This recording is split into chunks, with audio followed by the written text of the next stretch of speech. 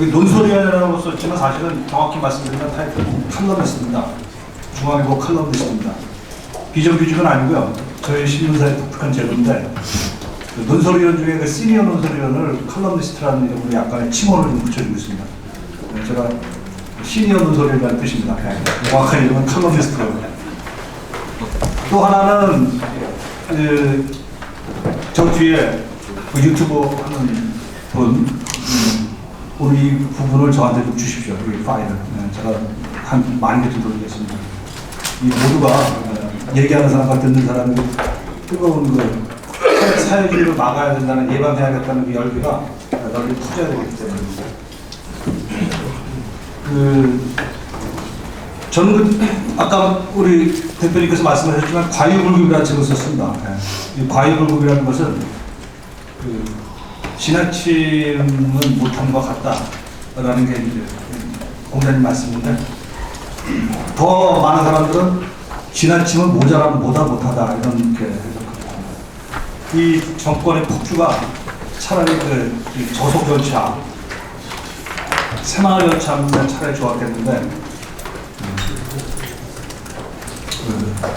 모든 그 표준을 어기고 헌법을 엇나가는 그런 과속열차여서 이 폭주를 브레이크 없는 이 폭주 열차를 어떻게 잡는 것이 온 역사의 과제고 국민의 과제였다고 합니다. 그 과유불급, 그 왼쪽도 아니고 오른쪽도 아니고 왼쪽과 오른쪽은 있겠지만 그 왼쪽과 오른쪽을 몸통으로 잡아줄 수 있는 그 몸통의 중심의 힘 이것을 견제하다는 게 제 과유불급 얘기입니다. 대한민국은 좌파도 있었고 우파도 있었습니다. 그러나 헌법을 벗어나지 않았습니다. 헌법에 상권분립이 있었고 사법부의 힘, 입법부의 견제, 언론의 존중, 여론의 무서움 뭐 이런 것들이 잘 작동해서 70년 동안 키워왔던 자유시민의 나라니까 제 자유시민의 나라가 가능했던 것은 정말 70년간 우여곡절 끝에 이승만, 박정희 그리고 80년대 과도기를 거쳐서 김영삼, 김대중, 노무현까지 또 이명박, 박근혜까지 잘 꾸려왔던 울퉁불퉁하긴 했지만 헌법의 궤도를 이탈하지 않고 폭을 넓혀왔던 대한민국이 아닙니다. 그게 과유불급의 정치를 서로 싸우기도 했지만 잘 이끌어오지 않았나 이렇게 생각이 듭니다. 지금 바로 그 헌법의 테두리를 벗어나고 있습니다. 이래서 과유불급을 잊은 정권, 망각한 정권이다 이렇게 규정하는 것입니다. 어저께 제가 꿈을 꿨어요. 그저께요. 노무현 대통령과 문재인 대통령이 동시에 나타났습니다. 저는 옛날에 2000년에 그 동고정부 있을 때 김대중, 박태준, 김종필 이 세 분을 제가 굉장히 치열하게 추천했습니다. 그때 대통령들이 꿈에 나타나고 처음 나타났습니다. 19년 만에 나타났는데 정말 문재인 대통령은 이를 말할 수 없는 그 몰골로 도망가는 뒷길을 보았고 노무현 대통령은 아주 환한 웃음으로 저와 정책 토론을 하였습니다. 그 꿈이 무엇이 의미하는지 는 몰랐는데 가만히 생각해보니까 노무현 때까지는 그래도 헌법 테두리 안에 있었다. 그러나 문재인부터는 헌법을 벗어났다. 이런 그 하나님의 뜻일까요? 네. 그런 심정으로 이 글을 썼습니다. 제가 여러분께 나눠드릴 지금 금방 나눠드린 그 2장짜리 것을 제가 읽어드리겠습니다. 왜냐하면 이거 하나는 서로가 읽고 듣고 따라주고 하나는 두고 갔으면 합니다. 제목이 지금 금방 나눠드린 2장짜리입니다. 사회주의냐 자유주의냐 베네수엘라형 열차에 올랐던 문재인 정권 이렇게 되어 있습니다. 그 중하단에 지금 여러분 보신 가운데 이 화두들이라고 쓴 게 그게 아니고요. 뭐 좀 이따 제가 설명드리고 2장짜리를 지금 금방 보좌진이 나눠드리겠습니다. 그렇죠? 네, 그걸 제가 읽어보겠습니다. 전영미 칼럼니스트는 오늘 발제해서 과유불급 대한민국의 서문을 인용하였습니다. 한 3분 됩니다. 읽어보겠습니다. 수술은 잘 됐다는데 환자는 왜 깨어나지 못하는 걸까? 정권의 인기는 오른다는데 왜 나라는 소란하고 피폐하며 극단적으로 분열하는 걸까? 내가 보기에 정신과 몸이 따로 놀고 있기 때문이다. 문재인 정부의 정신은 자주적 민족주의와 민중민주주의로 꽉 차 있는 반면 이 정부가 다스리는 대한민국이라는 몸체는 70여 년 세월 동안 개방적 세계주의와 자유시민적 민주주의에 최적화됐기 때문에 문 대통령과 주변 권력 집단은 자기들의 반일 친북적 자주 노선을 진보 정치의 진화, 정권 재창출 전략으로 볼지 모르겠다. 그렇다면 크게 착각하는 것이다. 자멸의 길이다. 그런 길에 국민 다수는 따라가지 않을 것이다. 방송이나 언론 환경을 교묘하게 통제해 일본을 적으로 국민 일부를 친일파 토착 외구로 희생양 삼아 대중의 분노와 증오심을 유발하면 권력 기반을 잠시 다질 수는 있을 것이다. 그런 정치는 오래가지 못한다. 말로도 비참하다. 나치가 그렇게 망했다. 북한의 수령에 의한 소위 자주민족 정권은 한국과 달리 자유와 번영을 한 번도 경험하지 못한 백성이기에 가능했던 체제다. 베네수엘라는 모택동주의자인 차베스 전 대통령과 후임 마두로 대통령이 대중의 증오와 분노 전략으로 20년간 반미 선동, 민중 동원 정권을 유지하였다. 한때 남미의 베네치아로 불렸던 풍요의 나라로 세계 최고의 살인율, 국민의 평균 몸무게가 11kg 줄어들고 인구의 10%가 매년 해외를 탈출하는 저렴한 나라로 추락시킨 주인공이 차베스와 마두로다. 설마 한국의 집권층이 그런 나라를 만들면서까지 장기 집권을 하겠다는 뜻은 아닐 것이다. 한국은 개방적 자유민주주의가 근본이고 자주적 민중주의가 지역인 나라다. 자주적 민주주의 노선을 한국의 본으로 삼고 개방적 자유주의를 역사의 유물로 밀어낸다면 나라는 죽음에 이르게 될 것이다. 그런데 선무당의 사람 잡듯 이 정권이 나라의 체제를 교체하려고 할 줄은 몰랐다 라고 말했다. 이것은 제가 쓴 이 책 과유불급의 서문에 나오는 부분입니다. 존 칼럼니스트는 또 다른 내용이 들어있습니다. 물은 아래로 흐르고 국민은 편안함과 이익을 따르게 해주어야 한다. 이를 상선약수 국태민안이라고 한다. 이렇게 해야 국가의 지속 가능성과 국민의 통합성이 높아진다. 잠시 정권을 잡았다고 나라의 본만을 바꾸려 하지 마라. 이는 흐르는 물을 거스르는 영리요 자연법에 대한 반역이다. 동서고금에 망하는 나라, 쪼개져 유랑하는 국민은 대체로 순리를 회피하고 역리와 반역을 쫓았다. 문재인 정권의 반일 친북적 캠페인이 횡여 나라를 반미자주 민주주의 체제로 변경해 남북이 하나 되는 새로운 조국을 건설하려는 의도가 아니길 바란다.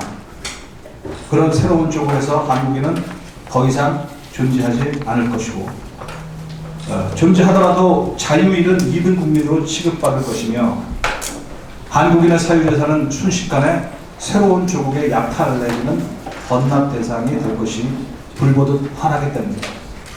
우리가 그러려고 촛불을 들고 문재인 정권을 세운 것은 아니지 않는가 라고 저는 주장하고 있습니다. 저는 이 글을 여러분과 나누고 싶습니다. 저는 80년에 학생운동을 했습니다. 이런 글을 등산판에 써서 밤중에 인사를 해서 널리 돌렸고 제 후배들은 강집을 가고 깜빵에도 가고 했죠. 저는 마지막 그 데모 주동 상태가 두려워서 우리 어머니 말씀을 듣고 포기했습니다. 대학 4년 때인데 그리고 대학원으로 진학을 했습니다. 그러면서 저는 생각했죠. 내가 비록 대학원으로 진학하는 비법을 택했지만 이 운동에 개입하는 내가 평생 끌고 가겠다. 이러고 취직을 하고 기자가 되었는데 그 기자 생활하면서 그런 의식, 민주의식 운동이 가능하다는 거죠. 실제로 저는 30년 기자 생활하면서 많은 걸 배웠고요. 그 직업적으로 많이 대중과 교감하고 살아왔다고 봅니다. 다만 운동의 그 민주화 운동이라는 것은 제 머릿속에 직업적인 소명으로 바뀌었지만 제가 33년이 지나서 이렇게 다시 운동권 같은 말을 하게 될지 몰랐습니다. 이거 일종의 유인물입니다. 더 이상 내가 믿어왔던 나라는 대한민국 자유주의의 나라, 민주주의의 나라, 민주를 회복한 나라였는데 이것이 87년에 많은 사람들이 광장에서 싸웠고 이랬던 사람들이 저는 자유주의 운동이라고 생각했어요. 저도 물론 자유주의 운동을 했거든요. 알고 보니 공산주의 운동을 한 게 아닌가 하는 의심이 듭니다. 속았지 않았나 생각이 듭니다. 저는 80년 학번인데 그때만 하더라도 그 북한 같은 운동권이라고 하더라도 북한을 벌려서 봤어요. 저는 나라가 아니라고 봤죠. 그런데 한 3, 4년 지나서부터는 북한을 추종하는 세력이 나타나니 그들이 87년대 운동에 일을 하다가 벌써 지금은 주류 세력이 됐지 않습니까? 아, 저들이 자유주의 운동을 하는 게 아니라 사회주의 운동을 하는구나. 저는 그것을 폭로해야 된다고 생각합니다. 그 폭로를 하는 이 발문을 제가 쓰게 될지 몰랐습니다. 저는 최근 한 조국 사태가 일어나길부터 이건 아니다 하는 생각이 들어서 기자 겸 사회운동가 겸 이렇게 양수협장으로 활동하고 있습니다. 이 폭로해야 되겠습니다. 저들이 민주의 가면을 쓴 이 독재, 절차의 가면을 쓴 인민, 결국은 저 사람들이 말은 번들어하게 하고 얼굴은 좋은 표정을 짓지만 정치인들은 그렇지 않습니까? 그 입을 보지 말고 발을 보라고요. 입만 보면 어둡죠. 거짓말이고 발밑이 어디로 가는지 발을 향하는 걸 봐야 된다. 저들의 발을 보면 사회주의를 향하고 있습니다. 그런데 사회주의 중에서도 가장 저렴한 사회주의, 베네수엘라형 사회주의를 지향하고 있습니다. 자기들은 말을 하지 않지만 그들의 행동으로 알 수 있어요. 말은 근사하게 하지만 그들의 발을 보면 베네수엘라가 걸었던 그 행적을 따라가고 있기 때문에 저는 베네수엘라 민족 열차, 베네수엘라형 사회주의 열차에 올라탔다. 이렇게 저는 단언하는 것입니다. 예측에는 두 가지 예측이 있죠. 이 예측이 이루어지면 좋은 예측이 있고 이 예측이 이루어지지 않기를 바라는 예측이 있습니다. 이건 후자입니다. 그걸 실현 방해형 예측이라고 합니다. 제가 이런 불행한 전주안조 말씀을 드리는 것은 그거를 방해하기 위해서입니다. 네. 저들이 한 걸음 한 걸음 내딛는 베네수엘라형 사회주의, 21세기형 사회주의로 가는 길을 중간중간 고비 부분을 끊기 위해서 그래서 예측을 하는 것이죠. 우리가 10년 후에 100억 달러 수출을 하리라. 그리고 뭐 5년 후에 4만 달러 국민소득을 하리라는 그 예측은 매우 좋은 예측이니까 열심히 노력해서 이루어지는 예측이지만 이 대한민국이 어떻게 해서 만들어진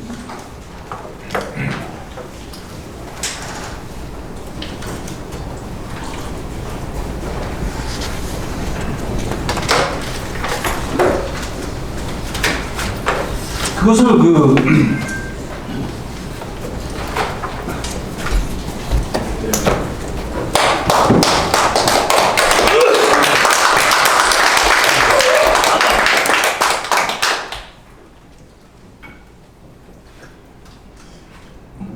그거를 저기 그렇게 망치면 안 되겠다 이거죠. 그래서 그걸 이루어지지 않는 그걸 이루어질 수 없는 액션을 취해야 된다 이렇게 생각합니다. 87년에 민주화 운동을 넥타이 부대까지 와서 했던 그 힘과 의지로 여기 저 김 대표님도 그때 민주화 주시잖아요. 그때 김영삼 대통령, 김대중 대통령은 저는 이제 김대중 노무현까지 우리 편이라고 생각합니다. 문제를 확실히 막으려면 노무현 세력까지 다 포괄해야 돼요. 노무현, 김대중, 김영삼 그 근거인 박근혜, 이승만 세력은 말할 것도 없이 바탕해야 되고 말이죠. 그 김영삼, 김대중 두 분 대통령께서 닭에 모가지는 비틀어도 새벽은 온다고 하지 않았습니까? 전 여기 오기 전에 김영삼 자서전을 읽고 김대중 자서전을 읽고 왔습니다. 김대중 대통령은 행동하지 않는 양심은 악이다 그랬습니다. 역시 뭐 보니까 행동하지 않는 양심이라는 별명을 갖고 있는 고위층 국회의장 이런 얘기 들립니다. 그때는 87년에 그 몸통과 그 세력과 그 정신을 보다 더하게 여기 쏟아낸다고 생각합니다. 이제는 좌파와 우파, 문재인을 지지하는 사람이 41%였습니까? 대통령은? 그 중에 25%를 제외한 문재인의 나머지 지지자들, 그들은 모두 허탈해할 겁니다. 그 옛날에 누구를 찍고 나서 손가락을 잘라서 명도딸에 보냈다고 하는 부산 사람도 있었지만 이제 그게 이유가 아니라고 봅니다. 그러므로 문재인 대통령을 지지했던 41% 중에 최소한 16%가 이미 등 돌려섰다 이렇게 봅니다. 중도를 말할 것도 없습니다. 자유시민, 전통적인 자유시민을 말할 것도 없습니다. 이미 그 패배에 쫓겨서 두려움에 가득 찬 저자들이 똘똘 뭉쳐서 뭐 몇만 명을 모였다는 거 아니겠습니까? 한 줌의 우리밖에 안 됐고 그들이 너무 두려워서 저런다고 생각하십시오. 그래서 문재인을 지지했던 후회했던 사람들까지 포함해서 대규모 반사회주의 전선을 규합해야 된다. 예. 그런 좌표와 비전을 분명히 가져야 다른 정치적인 그 후속타들이 의미가 있다. 이렇게 생각합니다. 그 다음에 보면은요, 제가 이 화두들이라는 7페이지짜리죠. 아마 7페이지짜리 제가 문서 다룰 건 알았습니다. 우선 화두를 던져보고 베네수엘라의 얘기를 강론으로 좀 해보죠. 화두 한 6개 제가 생각나는 대로 던져봤습니다. 공화국 자유시민에서 국가의존적 인민으로. 지금 우리는 70년 동안 민주주의 공화국이었습니다. 대한민국은 민주공화국입니다. 대한민국 민주공화국이다. 대한민국 헌법 1조 1항입니다. 이 민주공화국의 자유시민이었습니다. 자유시민이었습니다. 우리는 자기 사유재산을 가지고, 그죠? 그 사유재산의 기본에서 자유를 행사했던 시민이었습니다. 그 과정에서 독재도 있었고 어려움도 있었지만 그 독재라는 게 또 길게 보니까 나라를 구국으로 만들기 위한 독재였어요. 저는 그런 독재 박법적으로 찬성합니다. 제가 학교 다닐 때는 철저하게 그 정권과 싸웠지만 돌이켜보면 참 이런 표현이 가능할 수 있겠습니까마는 필요악이라고 할까요? 그런 어려움을 겪어서 산업화를 하고 그리고 87년에 민주화까지도, 그죠? 그 사이에 사회주의 세력 그리고 주사파 세력을 끼어들었을지라도 대의에 있어서는 그 민주공화국의 자유시민이었다. 그런데 그 민주공화국의 자유시민을 이제는 일종의 식민으로 만들려고 한다. 노예로 만들려고 한다. 국가에 의존하는 노예로 만들려고 한다. 국가의존적 인민으로 만들려고 한다. 간단하더군요. 시장경제에서 배급경제로 바꾸면 어제의 시민이 오늘의 시민으로 바뀌게 됩니다. 북한 인민들이 70년을 배급경제 받고선 자유의지가 몽땅 사라져버린 원천적으로 없는 주민이 되었고 베네수엘라가 시민이 시민으로 떨어져 딱 20년 걸렸습니다. 차베스에서 마두로까지 걸치니 그 공화국의 자유시민이 그 배급형 경제에 의존하는 국가의존적 노예라고 그랬죠. 그래서 자유를 빼앗아서 빼앗길 줄 모르고 사유재산이 없어도 사유재산이 없어질지 모르고 자기들 세계 최악의 살인율의 나라에서도 살면서도 그런 나라인지도 모르고 자기 나라가 여전히 반미 자주의 나라라고 저렴한 나라가 됐습니다. 이와 같이 공화국 자유시민에서 국가의존적 인민으로 전환하는 그런 나라가 베네수엘라고 이미 그렇게 된 나라가 북한이고 대한민국 70년 동안 풍요로웠던 이 나라가 갑자기 이 나라로 발걸음을 돌리고 있으니 기가 막힌 것도 아닙니다. 어떤 목사님이요, 내년 총선이 대한민국의 이름으로 치러지는 마지막 선거가 될지 모른다 하였습니다. 그 말을 듣고 제가 이 발정을 쓰기 시작했습니다. 두 번째, 권력과 대중의 생계형 유착겁니다. 지금 국가의존적 인민은요, 배급형 경제인데 그것의 다른 이름은 권력과 대중의 생계형 유착으로 성립됩니다. 베네수엘라, 북한, 특히 베네수엘라 이것이 가능했던 것은 권력은 대중에게 돈을 줍니다. 월급을 나눕니다. 그냥 가만히 있어도.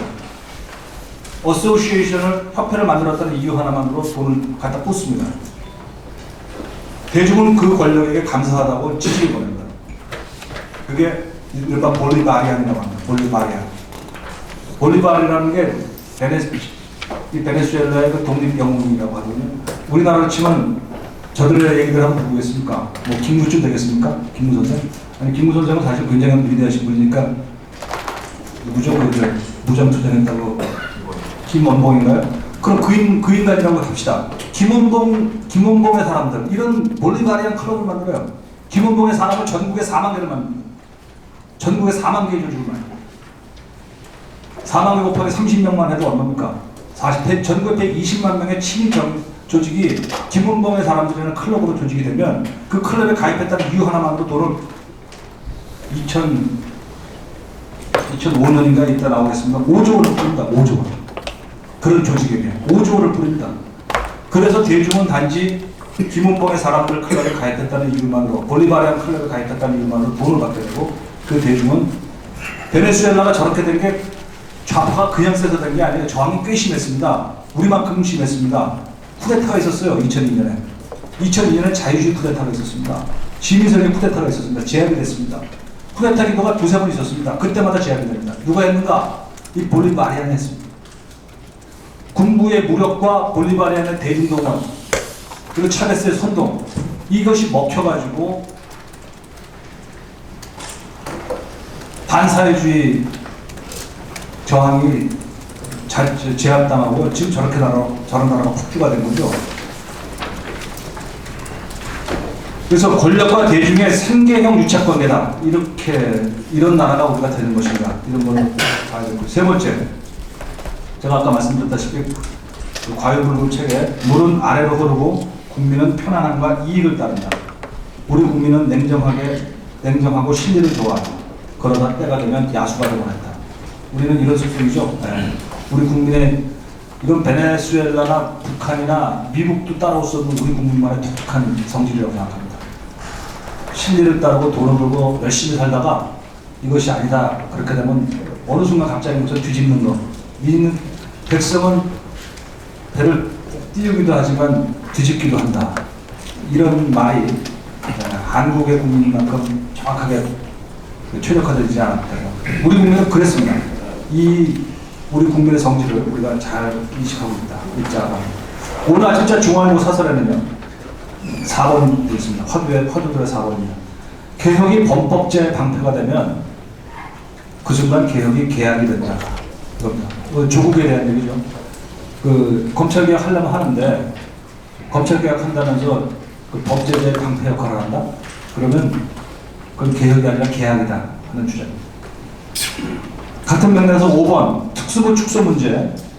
문무일 총장이 추진할 때는 가만히 있더니 조국 수사안이 왜 꺼내느냐.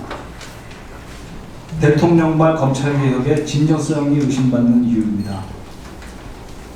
검찰개혁 조국 수사를 끝낸 뒤에 하라. 이것이 5번째 화두고요. 6번째는 이제 이건 나중에 현안이죠. 조국 문제는 현안입니다. 그 중에 6번째는 많은 사람들이 대통령으로서 수사를 막아야 할 피치 못할 기난 사정이 있느냐고 묻고 있다. 대통령이 연속 이틀간 특정 사안에 대한 발표를 하는 것은 극히 이례적이기 때문입니다. 대한민국 대통령, 어느 나라의 대통령도 그 입으로 연 이틀을 특정 사안, 특정 인물에 대해서 얘기하면 글쎄요. 혁명이나 뭐 이럴 때 말고는 없지 싶습니다. 이런 일이 있나요? 네, 대통령이. 이게 이제 이 정권 들어와서 이게 하도 잦다 보니까 저는 이 정권 이전에는 대통령이 같은 사안에서 같은 인물을 같은 방식으로 이틀 연속하는 거 들어본 적이 없습니다. 이게 뭔가 캥기는 게 아닌가. 충분히 합리적으로 의심이 가능합니다. 제가 듣기로 대통령 담화가 발표하는 그날, 그게 언제입니까? 그저께인가요? 그날 오후죠 아마 담화가. 그 오전에 윤규근이라는 그 경찰총장, 그다음 지금 현재 경찰청 인사과장 하다가 대리관련된 상태죠. 그 사람이 조국 민정수석 밑에서 친인척 담당, 민정비서실의 친인척 담당, 딸 담당을 했습니다. 그 사람이 윤이에요. 윤 행정관입니까? 네. 총경 출신 윤 행정관이 조국 밑에서 일을 하는데 대통령 친인척 담당을 했습니다.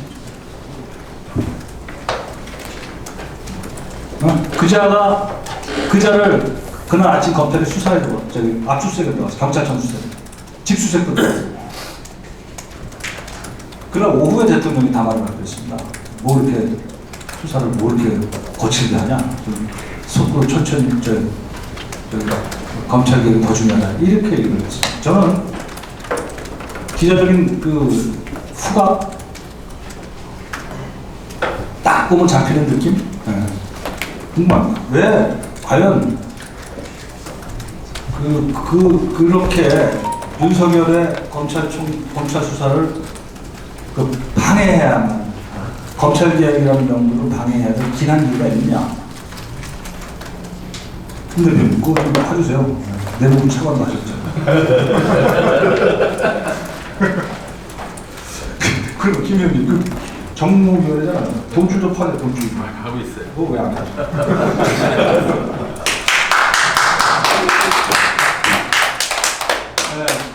베네수엘라 리포트 이를 제가 말씀드리죠. 이 베네수엘라는 왜 특별한 나라냐면 우리나라랑 비슷한 과정을 거쳤기 때문입니다.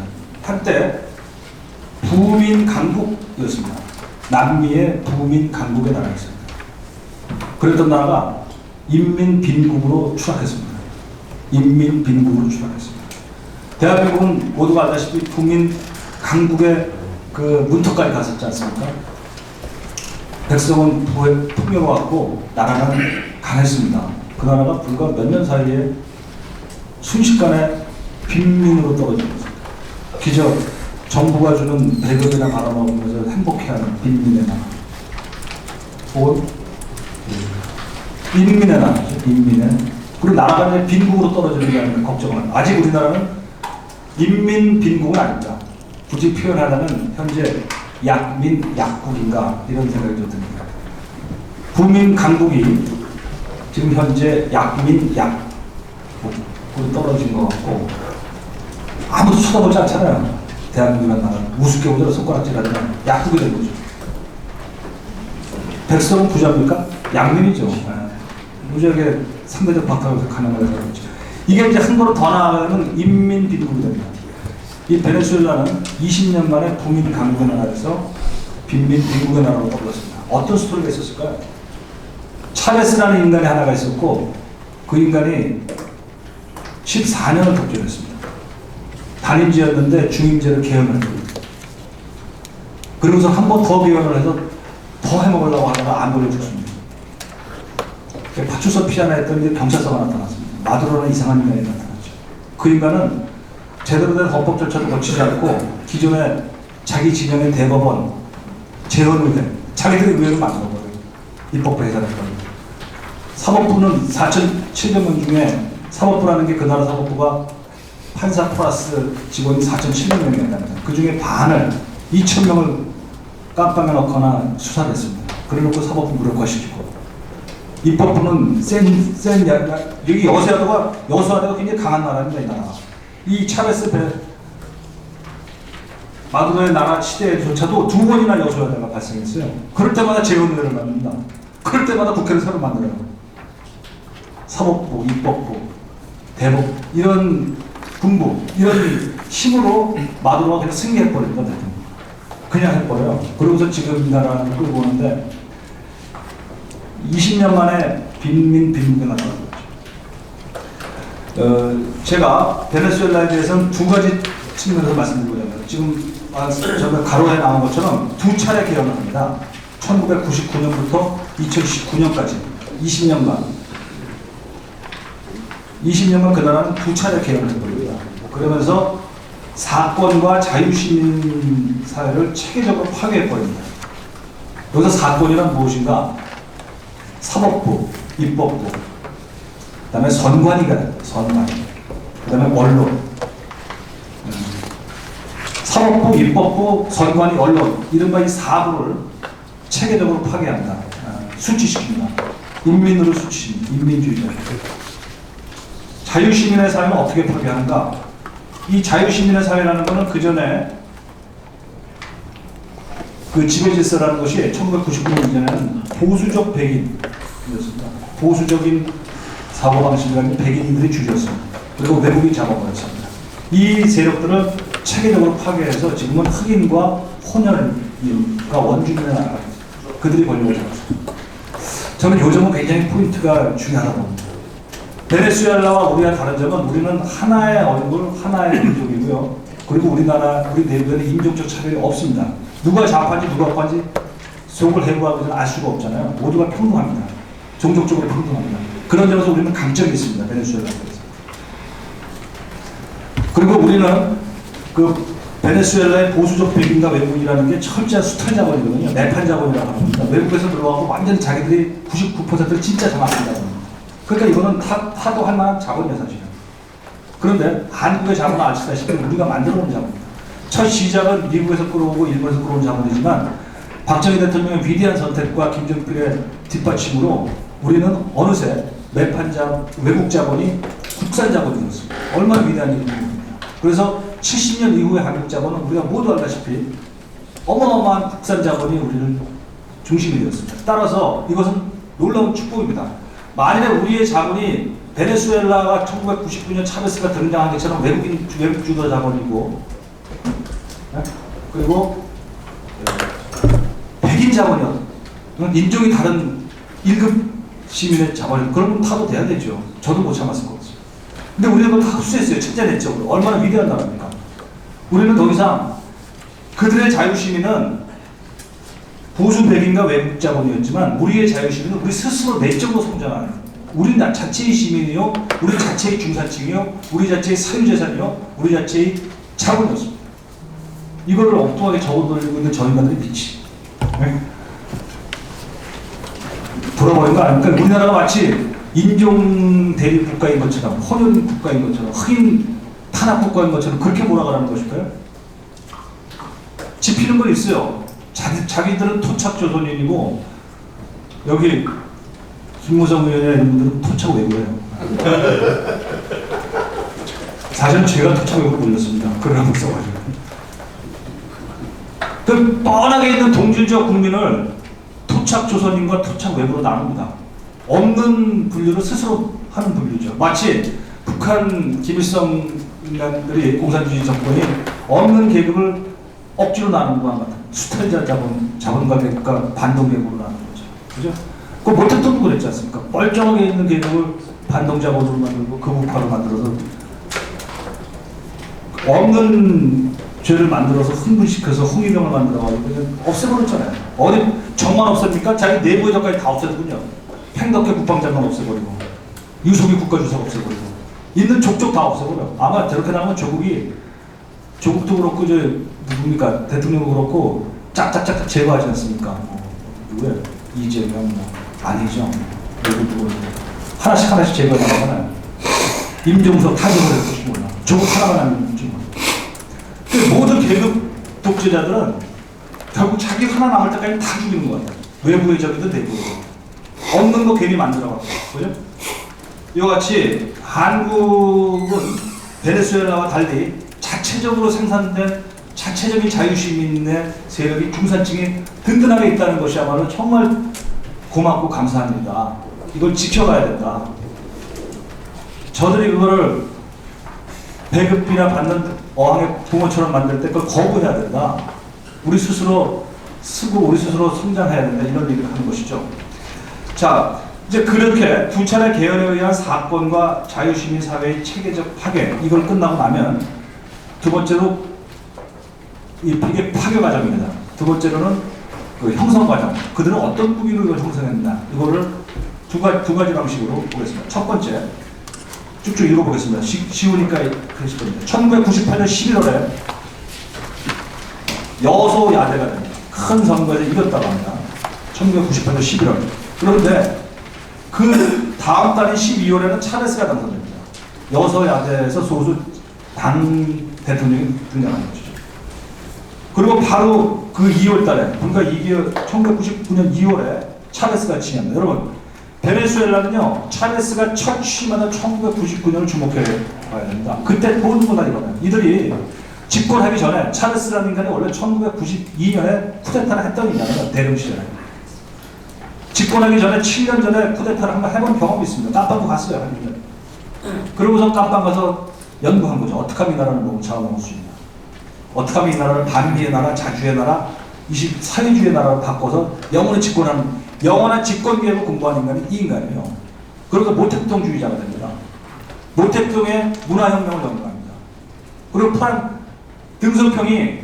등석평이 차베스한테 상을 줘요. 표창장을. 그럴 정도로 모택동주의자인데, 이자가. 그 인간이 7년을 갖고 그때 계획을 세웠다가 1999년 집권하자마자 한 해에 모든 걸 바꾸고. 그걸 볼까요? 어떤 일이 벌어졌나? 자, 1999년 8월, 첫째 사법부에 대해서 비상사태를 선포한다. 최고사법재판소, 즉 대법원을 무효화시키고요. 대신에 6인 사법비상위원회라는 걸 설치합니다. 그러고선 6인 비상사법위원회 대법원이 임시대법원이죠. 그 인간들이 한 짓이 뭐냐? 하급법원에 임시기간제 판사 수백 명을 지명합니다. 기존의 판사를 해고하고 기존의 판사를 승진한다. 자기들 멋대로. 차베스 취임 후 4,700명의 판사와 직원 중에 절반 이상을 부패행위로 수사를 합니다. 무슨 기간제 선생도 아니고 기간제 판사를 둔다는 겁니다. 아마 민변입니다. 민변. 지금 이석현 부의장인가요? 페북 보셨습니까? 보름 전에 그렇게 썼어요. 대한민국 판사 3,000명이다. 그 중에 다 사표, 대한민국 검사 2,000명이다. 검사 2,000명이다. 대한민국 변호사 2만 명이다. 2,000명 다 2만 명을 바꾸면 된다. 이게요. 조국이 만약에 법무장관이 되면 제 예상이 틀릴 수도 있겠지만 검사 500명을 아마 가르칠지 모릅니다. Why not? 인사권이 있다면서. 민변으로 치워보고 말아요. 제 예언이 예측이 틀리길 바랍니다. 왜냐? 베네수엘라가 그렇게 했어요. 임시 기간제 판사를 제대로 둬가지고 사법부가 그 짓을 했다니까요. 이 사람들이 이걸 배운 것 같아요. 대법원의 역할은 그에도 계속됩니다. 2007년에 헌법 개정 국민투표를 합니다. 개헌투표를. 2007년에 개헌합니다. 이 사람들이 1999년에 한 번 개헌을 하고요. 차베스 취임하자마자. 그러고선 1차 개헌을 하고 여전히 권력 장악이 안 되니까 2007년에 또 한 번 개헌을 합니다.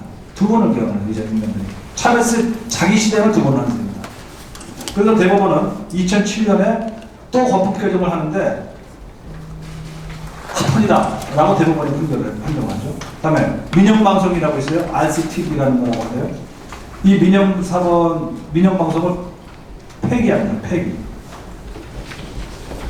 뭐 MBC, SBS 뭐 있으나 마나 방송이지만 SBS 폐지를 하는 겁니다. 그러면 대법원의 합헌 이렇게 되는 거죠. 그 배운 소송을 내니까. 다음에 노조 임원을 선출하는데 정부가 개입하는 걸 허용하는 해석을 합니다. 대법원이요. 반정부적 청원 근데 80%를 정부가 유리하게 판정합니다. 얘네들이 청와대 지금 청원 있지 않습니까? 국민청원. 이게 딱 2007년에 차베스가 한 짓이에요. 국민청원제로 거기서 합니다. 그러면 청원이 들어오면 그 중에 80%를 대법원이 판정하는 거 아니에요. 그 다음에 2009년 12월에는 놀라운 일이 있습니다. 이거 마치 저번에 우리 성창호 판사, 누구죠? 경남지사 김경수를 법정 구속시킨 성창호 판사 바로 며칠 만에 검찰이 끌고 가서 수사하지 않습니까? 똑같은 일보다 더한 일이 벌어진다. 자, 보세요.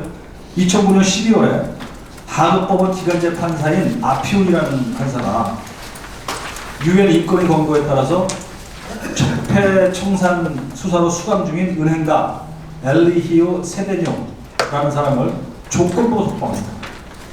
유엔 인권 권고에 따라서. 그랬더니 적폐 판사라 그래가지고 아피운을 즉시 체포해서 구속해버립니다. 이는 판사들에게 신분 불안 수준을 넘어서 여차하면 구속될 수도 있다는 공포 효과를 끼칩니다. 그 당시 대법원장은 이를 구속하면서 뭐라고 했는가? 우리는 지금도 또 앞으로도 결코 당신 차베스를 배반하지 않을 것이다. 이렇게 성명을 발표하고 모든 판사들이 동조 서명을 합니다. 이게 나라입니까? 이게 있을 수 없는 나라인데 그런 나라가 7년 만에 돼버린 거예요. 차베스 1999년에. 7년 후에. 왜? 민중들이 떼거지로 몰려다니면서 차베스는 국민이다. 이런 슬로건을 횡행을 했어요. 차베스는 국민이다.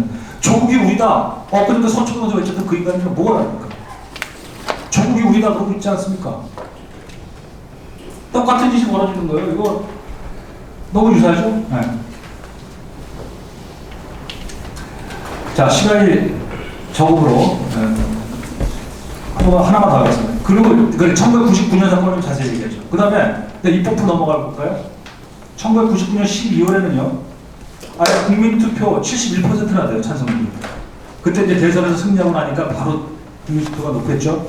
헌법 개헌을 바로 해가지고 신헌법을 제정합니다. 1999년에. 거기다 첫 번째 조항이 뭐냐? 경제에서 국가 역할 강화라는 겁니다. 경제에서 국가 역할 강화. 우리 조국의 신헌법에 그 국가 경제 역할을 강화하는 조항이 들어있습니다. 기억하세요? 네. 이것을 통과하니까 차베스가 21세기 사회주의를 천명합니다. 21세기 사회. 그 헌법에 따라서 여소야대였던 것이 여대 야소의 재헌회를 설치합니다. 구입법부 해산입니다. 장기 집권을 위한 발판이 마련됐고요. 구입법부랑 해산을 벌여서 합법의 형식을 갖추면서, 즉 개헌이라는 합법의 형식을 갖추면서 초입법적으로 새로운 재헌을 구성하죠. 이 헌법으로 대통령 임기는 6년 중임으로 바뀌고요. 입법부는 양원에서 단임으로 5년대로 축소됩니다. 재밌는 건 선관위입니다. 선관위가 주목이 됩니다. 선관위를 헌법기관으로 격상시키는 대신에 선관위 직원들을 좋겠지. 헌법기가 높아지니까. 위원 5명 중에 4명을 시니어 인사로 바꿉니다. 심지어 선관위원장, 옛날 선관위원 중에서 자기 편 사람을 다시 임명시켜요. 정치적 중립을 훼손시킵니다. 결국 이 선관위가 아주 무소불위의 역할을 합니다. 시시각각 때때로. 이제 개헌을 많이 자주 할 필요도 없어요. 2015년에 총선에 앞서갑니다. 야당이 1998년에도 앞서가고요. 2015년에도 앞서가요. 그런데도 안 되는 거예요. 왜냐? 2015년에는 총선을 앞서간 여당 연합이 마두로의 국민소환을 추진하니까 선관위가 유권 해석을 내려서 국민소환 투표를 정지를 시킵니다. 그리고 이 선관위는 바로 이어서 2016년에 자기들 불리할 것 같은 지방선거를 연기해버리고 일방적으로 2017년에는 총선 압승한 국회를 또다시 국민투표 없이 재헌회를 또 바꿔버려요. 재헌회가 자꾸 나옵니다. 여소야대가 될 때마다 의회를 새로 만들어요. 물론 여기에 야당은 붙여납니다. 그 다음에 2018년 12월, 작년 12월입니까? 그때 대통령 선거가 예정되어 있는데 야당한테 준비할 틈을 주지 않고 5월을 당겨버립니다. 이게 다 선관위가 하는 거예요. 이런 그 제도의 형태를 통한 인민 독재, 인민 빈국의 나라로 길을 밟아가기 위하여 입법부, 사법부를 바꿔내고 입법부를 재헌들을 바꿔내고 선관위를 바꿔내고 언론을 폐지해버리고 뭐 이런 짓을 되풀이합니다. 이게 1999년의 상황이면요. 이제 3번으로 들어가 보면 이제 2000년으로 넘어옵니다. 2000년 7월에는 제7시한 총선에서 이제 재헌들을 만들었기 때문에 과반의석을 자기들이 확보를 하죠. 그리고 2000년에 바로 과반의석을 확보한 다음에 이른바 아까 말씀드렸던 차베스 홍위병 볼리바리안 클럽이 조직이 됩니다. 왜 볼리바리안 클럽이 조직이 되기 시작하는가? 이것은 이제 99년에 자기네 체제를 확립하고 나서 신헌법을 공부하는 모임이라는 자발적 모임이 만들어집니다. 마찬가지로 우리는 이님 이 마음대로 하는 그 문파 조직이 자발적으로 만들어진 거랑 똑같은 거죠. 이런 조직이 전국 사방으로 퍼지는데 얘네들이 이런 사람들이 풀뿌리 독보소처럼 퍼져가는 그 동력은 야권 세력의 반발이 거세질 때 커집니다. 네. 그래서 야당의 세력이 커지면 여권이 흔들리는 게 아니라 야당의 세력이 커질수록 그것을 제압하려는 자발적 친여 동원 조직이 더 커집니다. 이런 모습을 베네수엘라가 보여왔어요. 심지어 쿠데타가 일으킨 걸 예방하기도 하고요. 쿠데타가 일어나면은 그 청소하는 작업도 이런 동원 조직입니다. 이게 바로 볼리바리아. 다음에 4번으로 나온 2001년 9월에는요. 대통령 집권 2년 차입니까? 2001년부터 2007년 사이 국가경제사회개발계획에 따라서 모든 사회, 그 기초산업, 석유회사 다 구비해버립니다. 법에 따라서. 5년 볼까 2002년에는 쿠데타가 발생합니다. 쿠데타. 그래서 그 이른바 아까 자유시민의 쿠데타는 정확히 얘기하면 이제 외국 자본가와 결탁한 그 백인 지배세력이었죠. 그런데 쿠데타를 지는데 자기 세력이 없으면 실패할 수밖에. 그래서 그 다음 해까지 차베스 정책에 반대하는 반혁명 운동에 대항하는 과정에서 볼리바리안 클럽 회원이 220만 명으로까지 확산되고 그것이 더 늘어났습니다. 현재. 그때 반사회주의 운동의 형태가 파업, 그죠? 석유회사 파업이나 자본 철시 이런 뭐 이렇게 벌어졌는데 이게 효과를 못 본 거죠. 2004년에는요 최고재판소 재판관을 20명에서 32명으로 증언하는 일이 나타납니다. 마치 그래서 순중분 12명을 다 자기 사람으로 채워놔가지고 재판 대법원을 다 자기 사람으로 만들어버리죠. 지금 우리나라랑 비슷합니다. 다음에 7번 이게 난 참 흥미롭고 잘 봐야 될 것 같습니다. 7번이 2005년인데요. 2005년에는 어떤 일이 벌어지냐면 변동형 선거법제가 있어요. 걔네들끼리 2005년이 되니까 이제 자신감이 생겨서 그 변동형 비례대표제를 2005년에 실시한다. 집권 6년 만에. 그래서 집권 여당이 있고 집권 여당 연합이 생깁니다. 네. 그러니까 변동형 비례대표가 생기니까 야당이 겁먹고 이거 안 되겠구나 해서 반대 운동하면 불참할 거예요. 보이콧합니다. 2005년에는 완벽하게 129대 5인가 그래요. 일당 독재도 이런 일당 독재가 없는 형가 성립됩니다. 2005년에. 자, 그런 시절에 주민자치위원회라는 게 만들어져 얘네들이 아주 적극적입니다. 야당을 쫓아내고 아예 보이콧할 수밖에 없는 무력감을 심어주는 자들이 주민자치위원회입니다. 이런 것이 그 당시에 전국 각 지역에 1만 6천 개 조직입니다. 현재는 4만 개까지 확대가 됐는데 15세 이상의 사람들이 20%만 있으면 도로건설, 주거, 수도, 전기, 치안, 주민은행 이런 명목으로 법의 보호에 받아서 주민자치위원회라는 게 형성이 되면요. 봐요. 2006년에 바로 5조 원을 제공했다는 겁니다. 정부 재정으로. 이게 바로 권력과 대중의 생계형 유착이다. 이렇게 말씀드립니다. 연동형 비례대표 선거법으로 총선에서 5개 야당이 보이콧을 했지만 집권 세력이 167석 중에 161석을 얻거든요. 이 경우를 보면 야당은 죽이든 밥이든 보이콧 같은 거 하면 안 될 것 같아요. 양심이 있는 1인 독재는 미안해가지고 미안하다 이러고 타협을 하겠지만 양심이 없는 계급 독재자들은 옳다고 해서 지들 다 먹거든요. 이게 또 하나의 작은 기업일 수 있겠습니다. 보시다시피 2006년에서 2012년까지 8번입니다. 기초산업, 식품산업, 공공산업, 금융기관에 다 경영권 행사입니다. 통신회사, 전력회사, 철강회사, 주요은행 포함해서. 저는 우리나라 더하다고 봅니다. 이게 삼성까지 다 넣어버릴지 봅니다. 지배구조 바꿔서 지들이 경영권 행사하는 거죠. 9번, 2007년에는 헌법 개정이 이루어지고요. 아까 말한 것처럼. 그래서 독립민영방송을 해체해버립니다. 형태는 똑같아. 방송 면허를 갱신하지 해주지 않습니다. 그러고서 좀 있다가 폐쇄해버립니다. 형태가 똑같죠? 우리가 지금 예상되는 게. 10번, 2013년에 차베스가 사망합니다. 그리고 마두로가 정권을 승계하고요. 11번, 2015년. 그때도 총선에서 국민들이 하도 열이 받아가지고 여소야대를 만들었거든요. 그랬음에도 불구하고 야당 연합이 3분의 1을 차지했다는데 대법원은요 입법권 중지해서 그래요. 그리고 대통령의 법령 특칙권을 부여합니다. 그러니까 대통령한테 입법 국회가 통과한 법률보다만큼이나 센 법령 통치권이라는 걸 부여합니다. 대법원이. 이게 말이죠 나치예요. 나치가 1932년에 히틀러가 정상적인 방식으로 일당이 된 후에 의회를 협박해가지고요. 의회가 수권법을 만듭니다. 의회의 권한을 내각에 수여한다. 수권법을 만들죠. 그래서 의회가 갖다 바쳐요. 자기네 입법권을. 히틀러한테. 그러고선 1932년에 통총제가 실시가 되는 겁니다. 똑같은 형식이 얘네들이 대법원의 형태를 빌려서 얘네들은 그 대통령의 국가법령권 부여. 사실 우리나라요 트럼프도 마찬가지예요. 국가법령권이 작동하고 있습니다. 국회의원들 뭐 5천 개든 5만 개든 입법권 발의 안 해도 돼요. 그건 대통령이 다 사인합니다. 법무장관이 다 사인합니다. 그러고 다 집행한 거예요. 이거 다 위헌 위법인데 이거 지금 우리 현재 실시되고 있는 중이에요. 이제 이걸 아주 공식화한 거예요. 자, 2017년 2년 전입니다. 결국은 이제는 헌법 개정도 안 하고 재원회를 만듭니다. 그래서 5월달에 대법원의 권한으로 대통령이 명령을 내려서 재원회가 소집이 됩니다. 그래서 다시 또 야당이 죽습니다. 그리고 8월달에 재원회가 출범되고 오늘에 이릅니다. 그랬더니 구입법회의 의장이 내가 대통령이다 하고 이제 누구죠?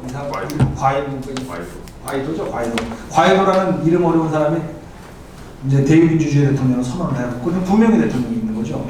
지금 이렇게 한심한 나라가 되는데도 여전히 나라가 그냥 서 있죠. 서 있는데 안 굴러가는 이유는 자유시민이 없기 때문입니다. 그들은 다 떠났어요. 1년에 300만 명씩 떠난 것입니다. 남는 거는 그 빈민들만 우글거리는 거죠. 거지대 필죠. 자, 앞으로 한 3분만 더 해드리겠습니다. 자, 여기까지가 체계적으로 사건과 시민사회가 파괴되는 과정입니다. 앞으로 한 3분 동안은 이들의 무기가 뭔가 이걸 말씀드리겠습니다. 13번 경제의 파괴. 21세기 사회주의 이념으로 반시장, 반기업, 사유재산 침해를 해서 결국 자국인과 외국인의 투자가 위축되고 상품 서비스의 공급 부족이, 이 공급 부족이 미치는 것이죠. 결국 가격 통제, 투자 위축 등으로 공급 부족이 발생하니까 절대 물량이 없어갖고 20대 여자 의사가 생리대가 없어요. 그냥 뿌려진 도화지 갖고 사용합니다. 이런 나라가 된 거죠. 서로 그거 하나씩 먹으려고 안 뺏기려고 하다가 길거리에 개가 없어지는 거 먹어야 되니까. 그리고 그거 서로 싸움하다가 세계 최고의 살인들입니다. 베네수엘라. 이런 나라가 된 거죠. 경제 파괴라는 게 결국은 공급 부족이고 절대 소비재 부족이고 살인으로 늘어나는 거죠. 내가 살기 위해서 널 죽여야 돼. 14번 복지의 파괴. 차베스 시절에는 고유가로 잘 나갔어요. 사회에서는 행복한 인간이에요. 사실 막 쓰고 막 칭찬받고 막 후라이 치고 다니면서도 제일 지지율이 높았어요. 왜? 330만 원 배럴의 소비가 매일 생산하고 막 팔았으니까. 근데 이게 이제 87만 배럴을 줄었다는 거 아닙니까? 2013년에 차베스가 죽자마자 저유가로 확 바뀝니다. 차베스는 복받은 인간이에요. 죽자마자 그런 거. 미국은 셰일가스가 개발이 돼가지고 이제 석유에 별로 의존하지 않습니다. 그래서 마두로가 비참한 인간이 되는 거죠. 차베스는 자기 생전에 10년 이상을 행복하게 살았어요. 아마 지금 좌파 독재라고 한다면 지금의 우리나라의 독재자들, 좌파 인민 독재자들 어쩌면 10년 잘 살지 몰라요. 왜? 그동안에 우리 전임 자유시민정부가 만들어놓은 부가 있지 않습니까? 막 써버리고 자기 팀하고 나와버리는 거예요. 이래서 이게 더 싸우기가 어려운 거죠. 15번 차베스 대통령 15, 16, 17, 18, 19, 20은요 이와 같이 이 경제와 복지의 파괴가 됩니다. 그것이 무기입니다. 경제와 복지를 파괴하는 게 무기입니다. 그래서 모든 인간을 질 낮은 평등주의자로 만듭니다. 그게 우리의 권력자산입니다. 그 다음 21번 생계형 권력 유착 지지층을 확충하였습니다. 군부 친위 집단을 활용해서 지지세력을 조직화하고요. 호기벽적인 볼리바리안 서클을 구축해 주민자치위원회라는 걸 통해서 막대한 예산을 투입합니다. 여러분 주민자치위원회 조심해야 됩니다. 지금 서울에 그 박원순 시장이 400명의 주민자치관이라는 인물들을 양성해가지고 이 인간들이 연봉이 참 7천만 원 돼요. 연봉이 7천만 원 됩니다.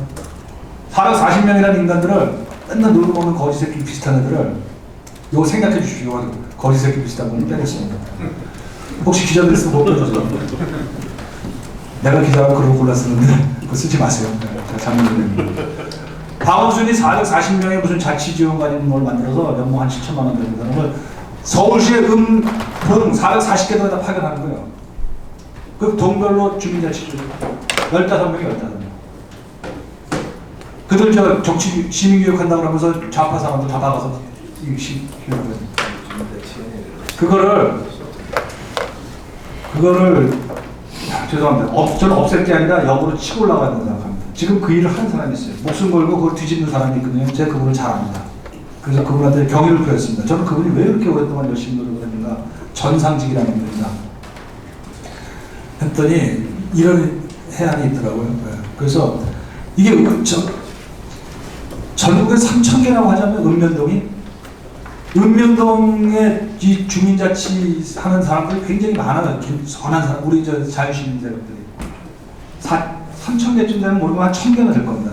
그들에게 헤게모니를 부여해가지고 그들로 하여금 시군구의 자치권을 오히려 뺏게 해야 됩니다. 지금 그 법안이 아마 많이 왔다 갔다 하고 있을 겁니다. 그거를 역으로 간추를 해야죠. 네. 그 다음에 25번으로 넘어가면 대중 선동 권력이 있습니다. 차베스 스스로와 안녕 대통령, 미스터 프레지던트, 굿모닝 이명박 대통령 한 번 했었죠. 이들 같이. 이명박 대통령도 충분히 잘하셨어요. 하다가 못했죠. 제대로. 이게 차베스가 그랬어요. 안녕 대통령이라는 프로그램을 라디오 방송에서 오전에 하다가 이걸로 흔들어 놓은 거죠. 끝장 막 라디오 토론하다가 갑자기 장관 전화로 불러다가 대답하게 하고 말이죠. 군중들이 뭐라 그러면은 야 어디 갔어 하고 전화해서 연결시켜서 해놓고 꼼짝 못하게 국민한테 이런 쇼를 하는 거죠. 그럼 사람들이 박수를 받는 거죠. 그래서 결국 나온 게 차베스가 국민이다. 차베스 is forever. 이게 어떻게 발음할지 모르겠는데, 뭐 차베스 에스 프라보, 스페니시 말로 그런가요? 차베스가 국민이래. 문재인이 국민이다. 정부의 국민이다. 한건 똑같습니다. 반제 반미, 반미운동, 도시화 남아, 남미 통합의 대국. 마치 한국이 무슨 동아시아의 통합의 대국이죠. 후라이 치는 것까지.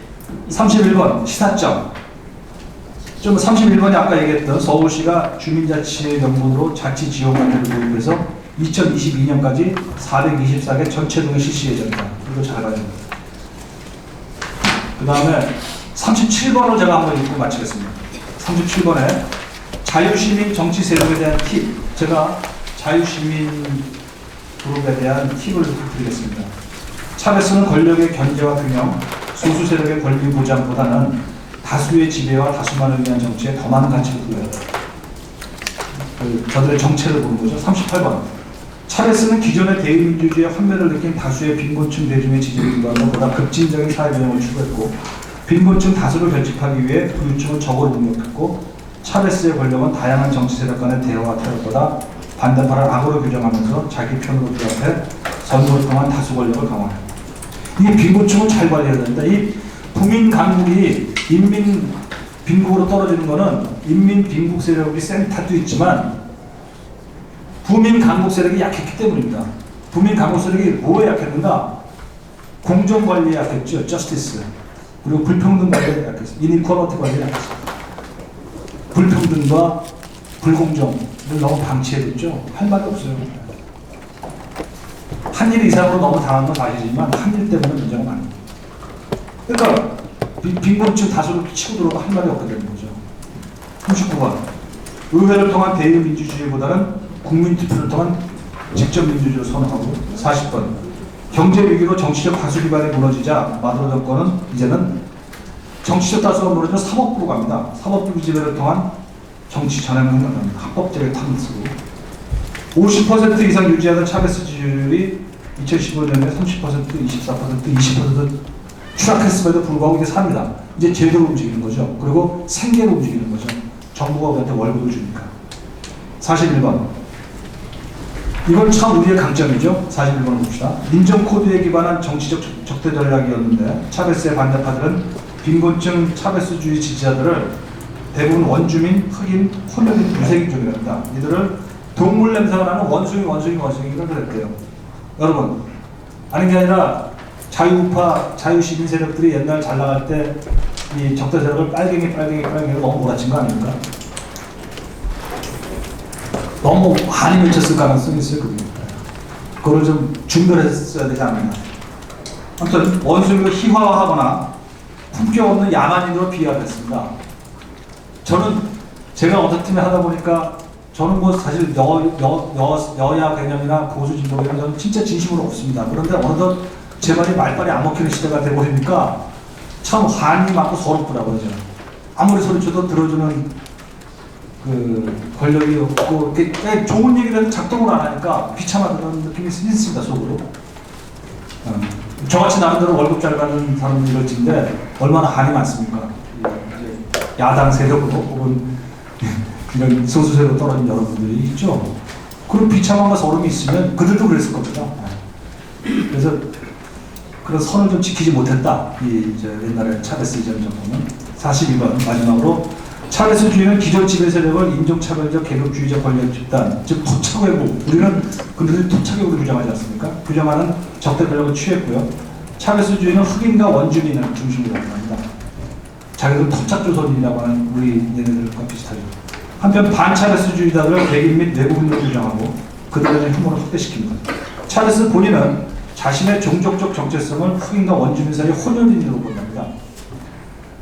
종족적 독립성을 강화하고 이게 종족 민족주의 아니겠습니까? 그런 종족 사회주의죠. 종족 사회주의. 그런 과정을 통해 대중은 차베스를 자신과 동질화하고 차베스 정도를 자신의 정도로 환상적으로 받아들이게 됩니다. 이상 환상적인 나라로 가는 길에 대해서 답을 마칩니다. 이상입니다.